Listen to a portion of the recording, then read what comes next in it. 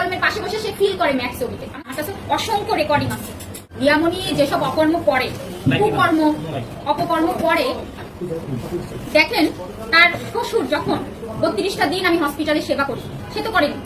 সে কি করেছে, যেদিন বাবা মারা গেছে সেদিনও সে ম্যাক্স ছবিকে নিয়ে নেচেছে। সেই ভিডিও তো একদিকে হিরো আলমের বাবার লাশ, আর একদিকে হিরো আলমের ওয়াইফের নাচ।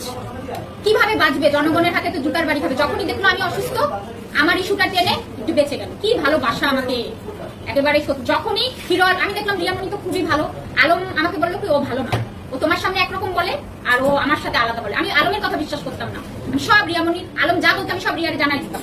পরে আস্তে আস্তে বুঝি যে ওর মতো একটা ডাইনি, বুঝতে পেরেছেন, একটা ডাইনি, মানে ওর উপরে এক ভেতরে আর ভালো। আমি এখন ট্রাফে করতে করতে আমি অশান্তিতে, কিন্তু আলম বারবারই বলতো, ও বলতো যে মিথিলারে বিয়ে না করলে আমি তোমার সাথে থাকবো না, পেপার্স না করলে। কিন্তু ওইদিকে আলমরা বলতো যদি তুই পেপার্স করিস তাহলে তোর জীবন থেকে চলে যাবো।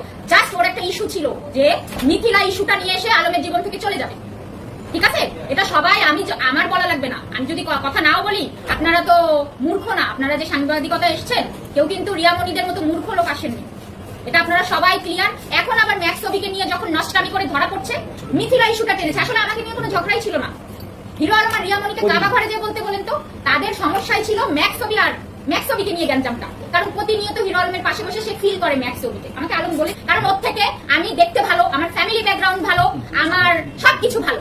আমার কাছে অসংখ্য রেকর্ডিং আছে, অসংখ্য রেকর্ডিং আছে, আমি সব প্রমাণ দিব এবার। কারণ মিথিলা যা বলে সত্যি কথা বলে। আর রিয়ামণি, আমাকে রিয়ামণিরও অনেক রেকর্ডিং আছে, সে যে আমাকে সতীন হিসাবে মেনে নিয়েছে সেটারও আমার কাছে অসংখ্য প্রমাণ আছে। কারণ আমি ওদেরকে বুঝে গেছিলাম, আমি কথাই বলতাম না। আপনি হিরো আলমের পুরনো যারা অ্যাসিস্ট্যান্ট, তারপরে যারা ড্রাইভার ছিল, সহকর্মী ছিল, তাদের সঙ্গে কথা বললে তারাই আপনাদেরকে বলবে যে মেয়েটা কথাই বলতে পারতো না। আজকে তোরা আমাকে কোন জায়গা, এই যে দেখেন 3টা ভিডিও আমি ছেড়েছি কখন। আমি আগে তো হিরো আলমের সঙ্গে আমি চাইলে সংসার জীবনে আমি অসংখ্য ভিডিও রাখতে পারতাম, ভয়েস রাখতে পারতাম। প্রতিনিয়ত আমার ইস্যু আসলে সে সরে যায়, এটা আমার অপমান না বলেন? সে মনে করে তার সাথে আমার সম্পর্ক, প্রতিদিন কথা হচ্ছে সব, কিন্তু সে মিডিয়ার সামনে আমার ইস্যুটা আসলে সে কথা বলছে না। কেন? রিয়ামণির নিষেধ। কারণ ওর থেকে আমি দেখতে ভালো, আমার ফ্যামিলি ব্যাকগ্রাউন্ড ভালো, আমার সবকিছু ভালো। আমি যদি মিডিয়াতে আসি ওর নাম মুছে যায়, কারণ ওর থেকে আমি সব দিক থেকে আমি বেশি ভালো। আপনি আমার কথা শুনলে বুঝতে পারেন না, আপনারা তো বোঝেন। ওর কথা হিরো আলমের সঙ্গে আমরা যখন কক্সবাজার যাই, শোনো মিথিলা বগুড়ায় থাকবে, মিথিলা তুমি কখনো আলমের সাথে ছবি পোস্ট দিতে পারবে না, তুমি মিডিয়ায় কথা বলতে পারবে না, স্ট্যাম্পে সই দিতে হবে, কাজী আমি বলছি আলমকে আমি দরকার হলে 1000 টাকা কাবিন নেবো, কিন্তু রিয়ামণির কথাই না। তুমি আমাকে যখন বিয়ে করছিল হুজুর দেখে, কোথাও রিয়ামণি ছিল না, রিয়ামণি তখন ডিভোর্সই ছিল, তখন রিয়ামণি ডিভোর্সই ছিল। আপনাদেরকে আমি পেপারস দিয়েছি। তারপরে আমাকে দেখার পরে নভেম্বর মাসে, আমাকে দেখার পরে ডিসেম্বরে তারা আবার পেপারস করে। সেই পেপারস দিয়ে রিয়ামণি কোর্টে মামলা করেছে, বললে তো হবে না, প্রমাণ আছে তো। কারণ কোর্টেও যে কোর্টে মামলা দিছে সেখান থেকে কাগজ আনা যাবে।